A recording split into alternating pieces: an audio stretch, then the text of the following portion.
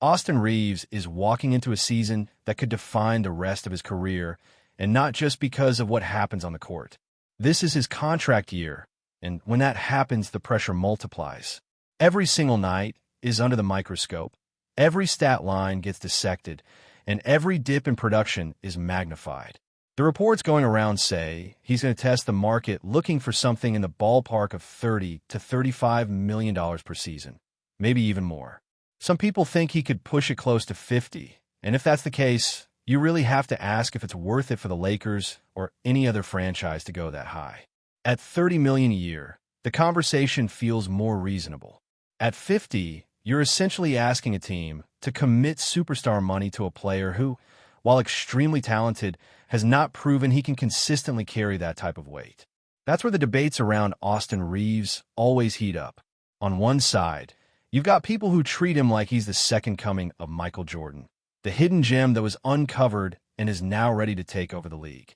On the other, you have those who see him as completely overhyped, someone who gets too much love from the fan base and should be shipped out before his price tag gets out of hand. The truth, as usual, is somewhere in the middle. Reaves is a very good basketball player. He's not trash, and he's not the next Jordan. He sits in that interesting space of being just shy of all-star level, the type of guy who can swing a game when he's on, but who doesn't yet have the profile of someone you can build an entire franchise around. When you break down his game, it becomes clearer. If he's the third option on a contending roster, you probably have a pretty strong team. He's capable of creating, of scoring in bunches when needed, and of making winning plays. Where the doubt creeps in is when people start imagining him as a number one or number two option every night. It's one thing to step into that role in spots when LeBron James is resting or Anthony Davis is sidelined. We've seen Reaves put up 28 points, 6 rebounds, and 8 assists in those moments. But putting up numbers in bursts is very different from doing it every night for 82 games and then into the playoffs. That's the line that separates stars from role players. And right now, Reaves hasn't proven he can live on the superstar side of that line consistently. Consistency has always been the question mark with him. There are stretches where he looks unstoppable, where for 10 games he seems like he's about to break through as one of the league's next big names. Then there are other stretches where he disappears completely, and for another 10 games he looks like he shouldn't even be in the rotation. Toward the end of last season, he did find more of a steady rhythm, playing well and filling in as a second option when injuries hit the roster. But then the playoffs arrived, and suddenly the production dropped off again. Playing off the ball more, going back into a supporting role, he just wasn't the same. That brings us to the bigger question of fit. When you have Luka Doncic running the show, he's going to dominate usage. That's who he is. The ball lives in his hands, and he's at his best orchestrating everything. Then you've got LeBron, who, even at this stage of his career, can flip a switch at any moment and decide to be the guy again. That means Reaves is almost always going to be in that third option role, working off the ball, waiting for his chances. For that to work at the highest level, his shooting has to improve.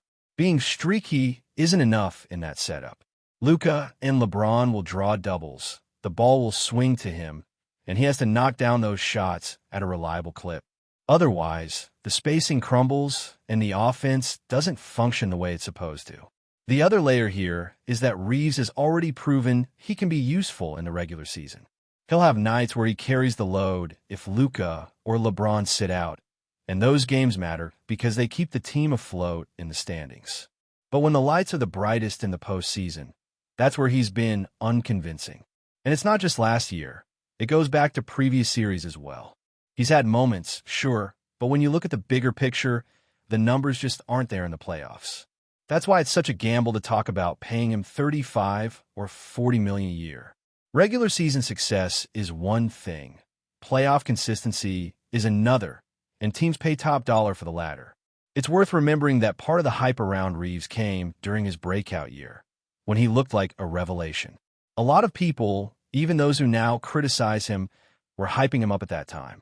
It was easy to get caught up in the moment and believe he was about to become the next big thing. But then reality evened out, the averages caught up, and it became clear he's a very good player, just not on the level some were projecting. That's not a knock. It's just a recognition of who he is right now. He's a guy you can absolutely win with, but not someone you can hand the keys to and expect championship runs on his shoulders alone. The contract side of things complicates it even more. While he was cheap, he was one of the best bargains in the league. A player who could swing games on a team-friendly deal is incredibly valuable. But now that he's due for a big payday, it shifts the entire calculus. Once you're making $30 million or more, your trade value changes. Teams start asking whether you're worth that kind of cap hit. And if you aren't producing at an all-star level, it becomes harder to move you. That's part of what the Lakers will have to weigh. Do you lock him up now, knowing that at $30 million, you might still be able to trade him later if things don't work out? Or do you risk overpaying and getting stuck with a contract that limits your flexibility? And then there are the rumors about other teams circling. Reports have linked San Antonio to Reaves, but that fit is puzzling. They already have young guards in the pipeline. They've invested in their future backcourt, and adding another non-athletic, streaky shooter doesn't exactly scream perfect match. Unless they're planning bigger moves like reshuffling with trades, it doesn't quite line up. Sometimes those reports feel like agent-driven noise, try to raise the market value and force the Lakers' hand. Look, the Spurs could throw big money at him, so you better pay up. It's a common tactic in contract negotiations, and this feels like one of those situations. XT video. All of this boils down to the reality that this year is make or break for Austin Reaves.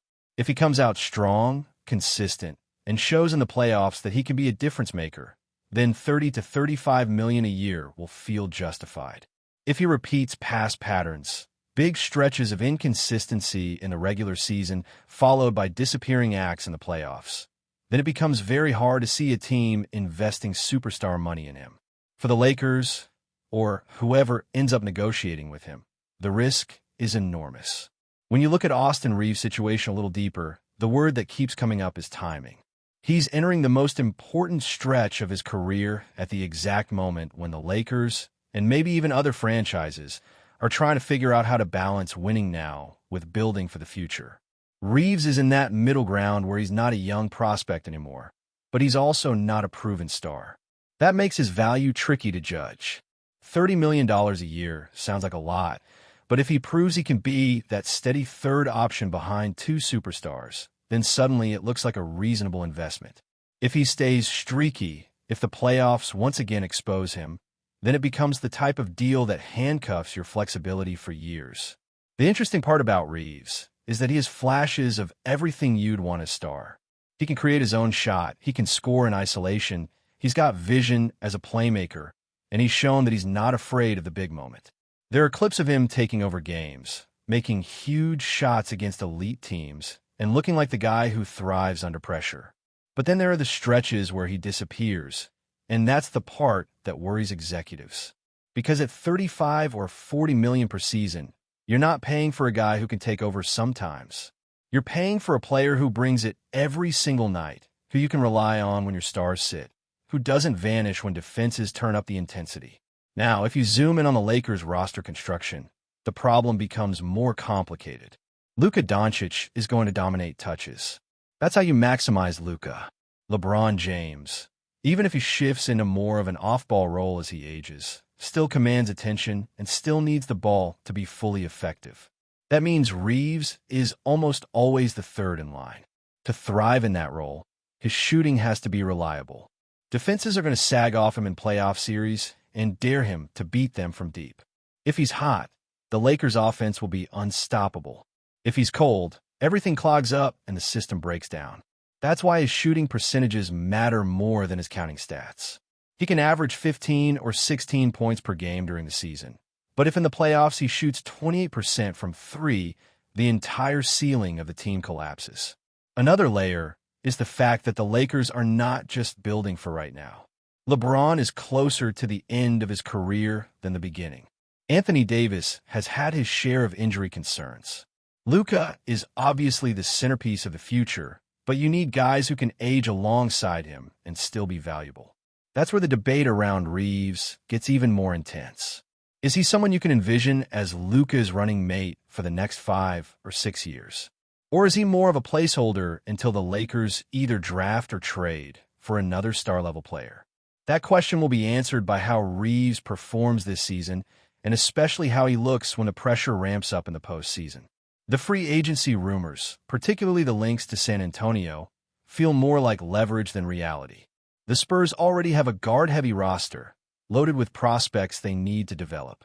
They also have Victor Wembanyama, the centerpiece who will demand touches and spacing around him.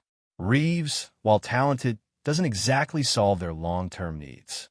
Unless they're planning to shuffle pieces, maybe moving a guard to make room, it doesn't fit cleanly. But those types of rumors are part of the game. Agents want their clients' names tied to teams with cap space because it raises the market. If you're the Lakers, you see those headlines, and you know that other teams could throw max-type money at your guy, and that pressure influences how far you're willing to go. From Reaves' perspective, this is the dream scenario. He's young, coming off solid seasons, playing alongside legends, and about to hit free agency when his value is at its peak. He knows that whether it's the Lakers or another team, someone will pay him. The real question is how much and for how long. If he can land a 4-year deal in the range of $120 to $130 million, he sets himself up for life financially and locks in his role as either a long-term Laker or a high-value piece for another franchise. But the Lakers have to think about the ripple effects. Once you commit that kind of money, it changes how you build around Luka and LeBron. Every roster move has to account for the fact that Reaves is eating up a big portion of the cap. And that's why this season will be so fascinating to watch.